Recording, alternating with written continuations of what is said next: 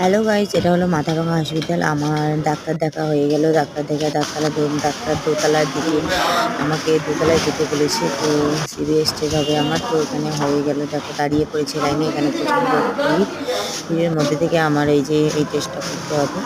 তো দেখো এখানে অনেক যন্ত্রপাতি আছে, আর এখানে আমার ফ্রি টেস্টটা হয়ে গেল। তো হয়ে যাওয়ার পর আমি বাইরে বসে তোমাদের সাথে শেয়ার করতেছি। আমার শরীরটা খুব খারাপ, ওই জন্য আর তোমাদের সাথে শেয়ার করে সময় দিতে পারছি না। তারপরে দেখো আমি নিচের দিকে আর কি নেমে আসতেছি। এখানে সবাই ছিল, আর এখানে আমার এখন রক্ত পরীক্ষা হবে। রক্ত পরীক্ষার জন্য আমার নিচের তলায় যেতে হইতেছে। তো নিচের দিকে আমি নামতেছি সিঁড়ি দিয়ে।